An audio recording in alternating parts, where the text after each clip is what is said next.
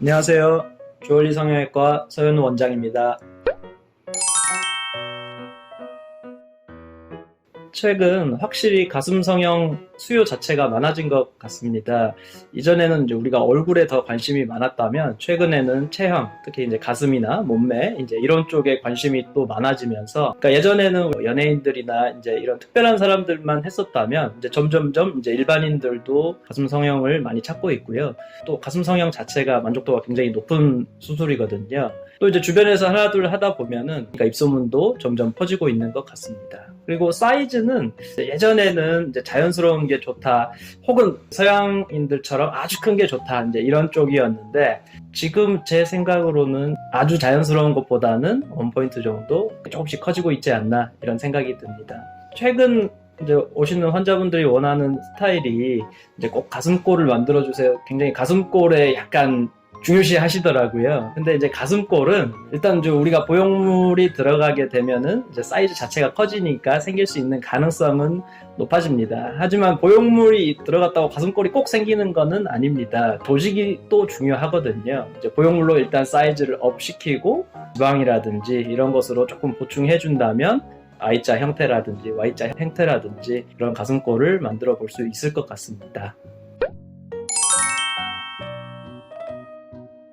보형물은 예전에는 그러니까 멘토랑 엘러간 회사께 굉장히 많은 부분을 차지했습니다. 근데 이제 멘토 보형물과 엘러간 보형물은 이제 모양을 더 확실하게 예쁘게 이렇게 만들어줄 수 있다는 장점이 있지만, 지금 현재 많이 쓰이고 있는 보형물보다 조금 더 두꺼운 캡슐과 약간 좀 더 단단한 실리콘을 사용을 하고 있습니다. 그러니까 조직이 없는 분들에게 겉에서 만져질 수 있다는 그런 단점들이 있어서, 이제 최근에 많이 사용하고 있는 것은 이제 마이크로 텍스처 보형물들을 많이 사용하고 있습니다. 대표적인 게 이제 제 앞에 있는 모티바 보형물과 벨라젤 보형물인데요.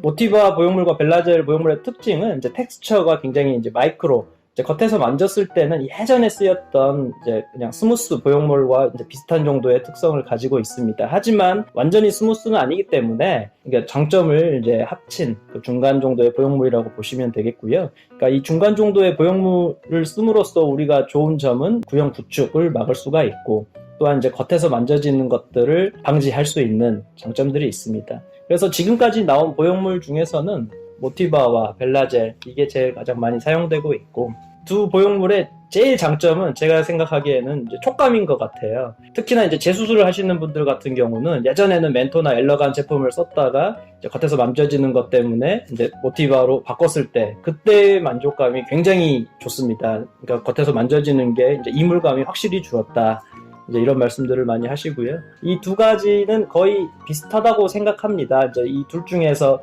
고민하시는 분들이 많은데, 제 생각에는 겉으로 만졌을 때는 모티바가 조금 더 부드러운 느낌이 있기는 한데, 이제 내 몸 안에 들어가서 이제 만져질 때는 크게 차이는 없다고 생각합니다. 환자분이 오시면 그 환자분께 가장 이제 알맞은 가슴을 만들기 위해 이제 우리가 같이 고민을 해야 되는데요. 이제 가장 중요한 게 첫 번째는 사이즈라고 볼 수 있습니다. 이제 지금 현재 사이즈가 어떻게 되는지, 우리가 어느 정도로 커지길 원하시는지에 대해서 이야기를 하게 됩니다. 물론 정확한 기준은 있지만 환자분과 쉽게 이야기를 하기 위해서 우리가 한 컵을 올리려면 150cc 정도의 보형물을 사용한다고 말씀을 드려요. 대체로 우리가 가슴 수술을 하시는 분들은 이제 A컵, AA컵 정도가 많기 때문에 대체로는 이제 300cc 정도를 사용을 해야 이제 풀 B에서 C, 이제 자기 조직이 어느 정도 되느냐에 따라서 이제 추천을 드리고는 합니다. 하지만 이제 누구나 그런 정도의 보형물을 다 사용할 수 있는 건 아니고요.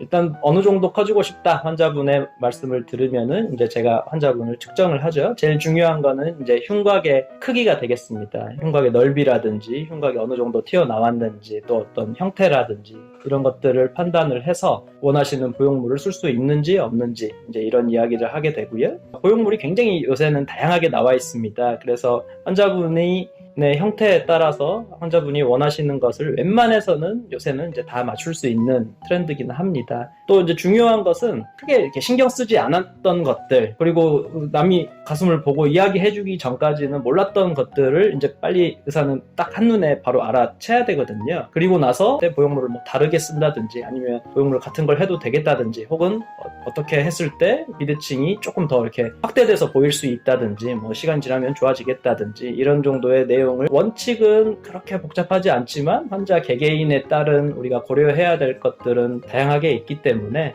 이제 전문의 의사와 상담을 충분히 해야겠죠.